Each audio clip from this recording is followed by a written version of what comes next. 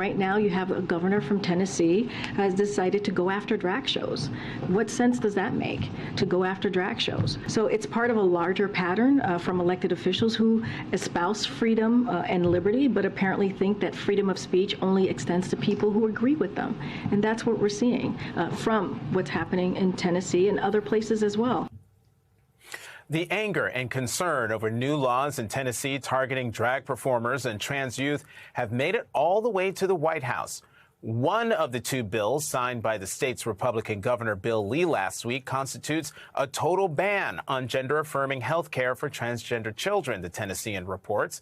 That includes medications such as puberty blockers and hormone treatments to treat any underlying gender dysphoria. Back at the White House, Press Secretary Karine Jean-Pierre pointed out how damaging these kinds of bills can be to queer and trans folk.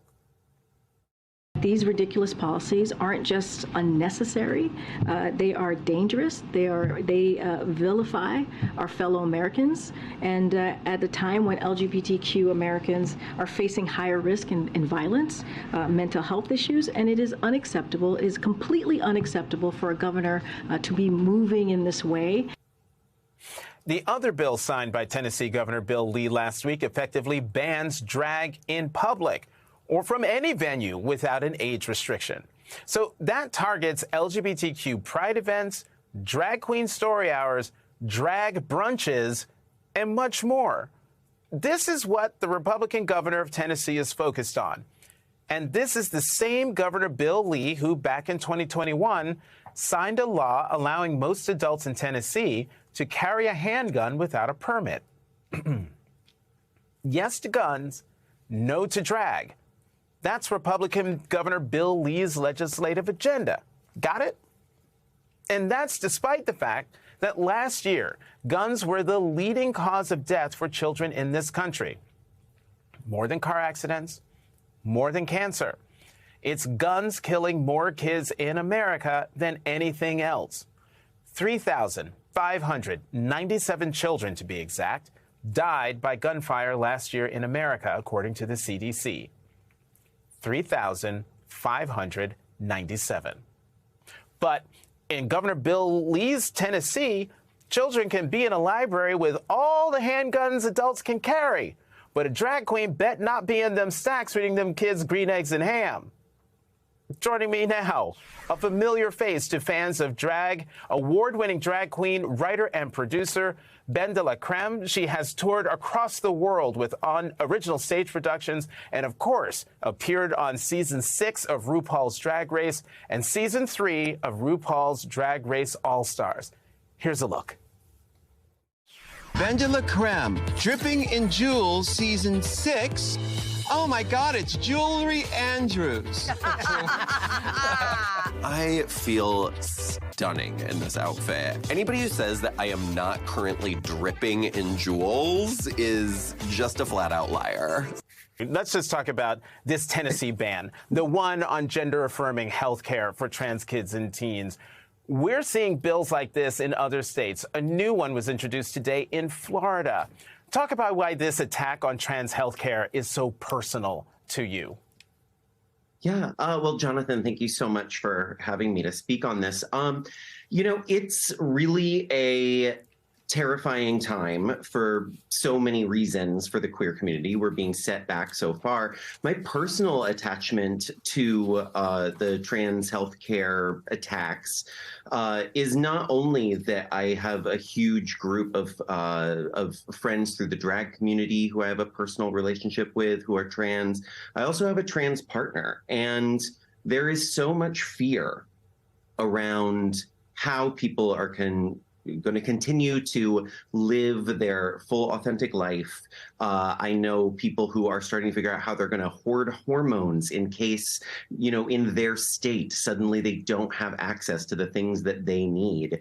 And not only does it put their health in danger, it also fuels this fire of violence, this perception that trans people are less than, that trans people are somehow trying to disrupt society, trying to do something to your children or your way of life, rather than trying to go around their own business. it's really right in line with what's happening with these drag bans in terms of the lack of autonomy, the idea that not only can individuals not make these decisions for themselves, but that Americans can't parent their children for themselves. Right. Not only are these restrictions on the community, but they're on the parents, telling them that, and where does that go? Where else are we going to have the government telling us what parents can and can't do with their kids? And Dela, for folks who don't know a lot about drag, likely don't know about the long legacy of drag performers getting political and advocating for equal rights. Tell us more about that. Yeah, well, the drag community has been around for many, many decades, even though it's only really become a huge thing in the mainstream pop culture experience in recent years.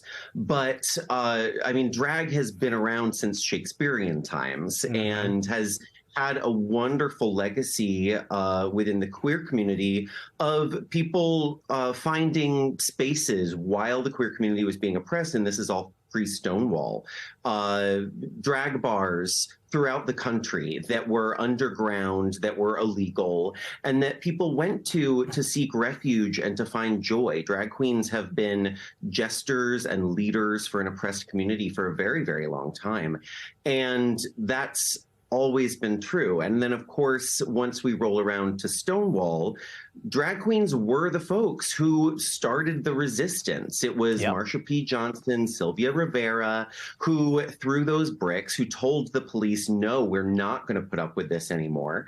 And that has meant that drag queens are the leaders in this fight for queer justice for many, many decades. And they've, despite the fact that they are not one of the most embraced members of the LGBTQ plus community, they are, in fact, the folks who have historically fought the hardest. Dela, just like there are some movies that kids should see and music they maybe shouldn't hear, talk about the different kinds of drag and your reaction to those who say it's all inappropriate for kids and families. Oh, absolutely. You bring up a great point, which is that, how much music and television content is something that not every age group should be looking at. We don't ban all of television or music, hopefully. But drag is a wide net. There are many types of performance that drag encompasses. And there are certainly shows with adult themes that, I think parents get to make their choices as to where they bring their children. And there are many wonderful drag events that they can bring their children to. I had the pleasure of reading at a drag queen story hour in Orlando 1 year after the Pulse shooting. And it was a really incredible experience to have all of these families, all of these children gathered around, listening to me read an age-appropriate book about community and togetherness. And it was such a loving space. And this is just a huge art practice. There's so much that it includes. And you certainly don't need to take your children to every aspect of drag. In fact, you don't need to take them anywhere. but there are places where we can embrace them and we can give visibility that these kids might need. There's a sense and rhetoric that this is somehow harmful to children. I would argue that seeing drag queens, seeing queer people from other walks of life is essential to children, who may see themselves in this. As a young person, I wish I'd seen more queer representation. It is a hard thing to grow up queer. And like it or not, your kids may need to see people like this out there. It may save their life. It may actually let them know that there is a future for them. It's a dark thing sometimes to be a queer kid. And I know I made it out just by the skin of my teeth. But Dela, you made it out. One more, real quickly. How can people watching this who consider themselves allies, How can they help? We've got less than a minute left. How can allies help? Well, I think that it's important to follow queer leaders on social media. That's really helpful. Listen to what they're saying and be proactive. Don't just sort of nod and say, oh, yes, they're very pretty and I like them, but then follow through. You can call and email your state and local representatives and let them know that these hateful bills are not something you can support. You can donate to all sorts of organizations that are fighting these bills. The ACLU, especially in Tennessee, the Tennessee Equality Project, GLSEN, GLAAD, all of these are great places to put your money where your mouth is. Ben de la Creme, what a joy. Thank you so much for joining us tonight.